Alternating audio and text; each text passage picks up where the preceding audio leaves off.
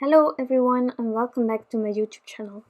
Today I'm back with a really cute Christmas card using some Colorado Craft Company stamps. So the stamp set that I'm using today is called Stockings Mini, and well, I also have the matching dies, and this is just so cute. I decided to stamp it out using some dark chocolate Gina Designs Amalgam ink, and once I had a good impression I started coloring.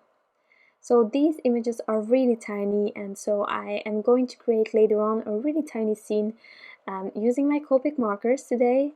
A really simple way to create a lovely background, I think. Something that everyone can do just with some markers. Nothing fancy, but I think it kind of looks fancy. However, you'll see that it's really simple to create, and I'm sure that anyone who is watching this video can do it as well. So first of all, I started with the coloring of the images, as I already said. Really simple coloring. These are tiny images, so you don't need a lot of markers if you want to color in these parts of the images.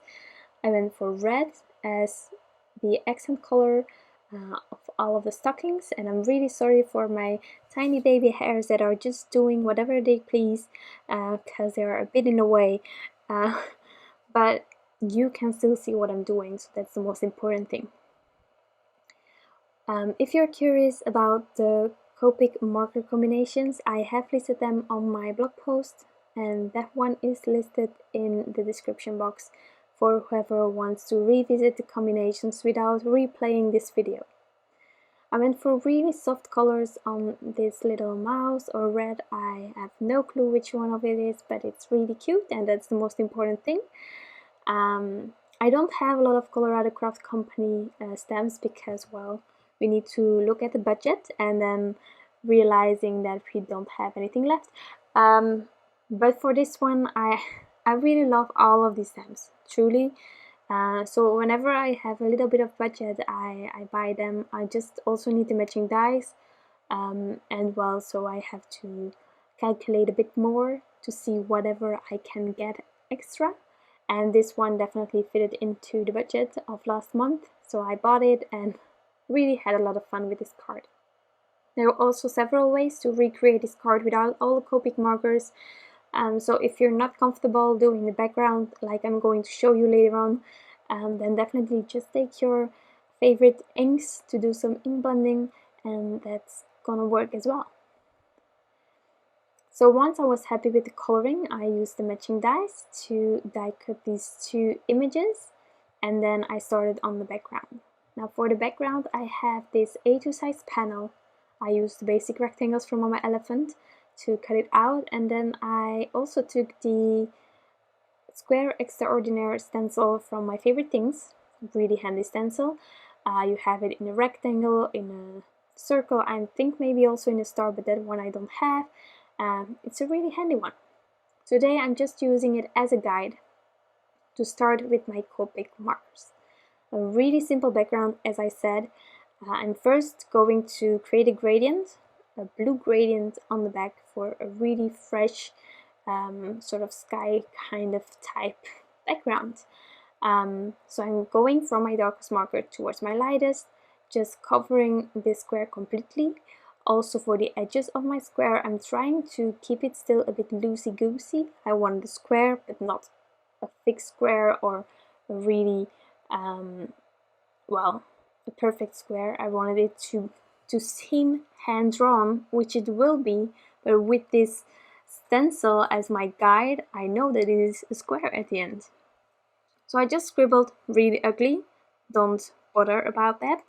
Now we are going back in. Now we are going to create that lovely gradient, as well as some more texture in the sky. So as you can see, I went back in, going from my darkest again towards my lightest, but this time to give it a bit more texture, as I said, I'm just adding a few extra lines on the area below it where the other lighter marker will come. And that's a bit how I try to sort of have that sky effect. When you look outside, well, sometimes it's just one blue that you can see, but very often there are several shades of blue, and you can see some sort of clouds through the other shades, and that's what I try to sort of create this way. And it's really simple, but I think it works. And this square allows me as well to have just enough space for these images. So that's why I chose a square. I think the rectangle would have been a bit too large because I just had these tiny images to fit it up with. So I just needed enough for this scenery. Now my sentiment, as you can see, I'm just going to white heat emboss it on the darkest area of my background. And I'm using Ranger Embossing Powder White, super fine detail. There are many embossing powders out there, I just don't have a lot of them. And so whenever I need white, I'm using this Ranger one. So I let my heat gun warm up and then I brought it to my panel to melt my embossing powder. So now that that is done, I am going to assemble my card, which will be really quickly because there are only 2 images and then this panel to add to the card base. So that's what I'm doing here, using some Tombow MAXI power tape, really strong adhesive. I love it. I added it on my card base and then I'm going to add my images using some thin foam squares. These thin foam squares are from Scrapbook Adhesives, you know it, I love them. They are the perfect height, they give some dimension but not too much, and the backings are really easy to remove, which is a bonus because I just don't like wasting my time right at the end of the assembling. So filling the back of these images completely with foam squares. And once I had foam squares on both of them, I just adhered them on my Copic marker background.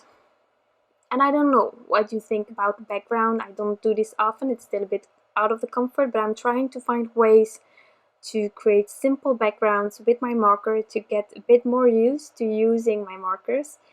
So whenever you have some sort of a marker combination that can go for a sky or a background kind of thing, then definitely try it out.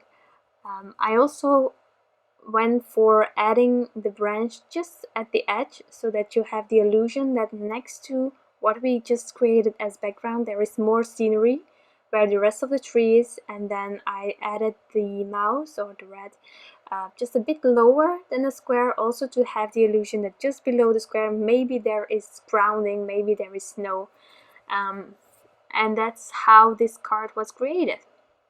Now to finish it off, I added snow using my white jelly roll pen. It took me a while, really it took a while. You can also do ink splatters, but I didn't want to add the stencil again. I just wanted these snowflakes to be in my scenery and not outside. So, well, if you don't mind it going outside of that square, then definitely just splatter all around. But I just didn't want that. So I also added a few of the snowflakes on top of my images, and then this card is completely finished. A really simple but precious card in my opinion, with Copic markers on the background, which is a bit out of the comfort again, but I'm liking it, and I like that I try again and again. So I hope that you enjoyed this video and that it might help you with whatever you want to create outside of your comfort. Just go for it and see where you end up. I know that you can do this. I hope that you enjoyed this video and that you like the end result. And I want to wish you all an incredible day, and I'll be back soon. Bye!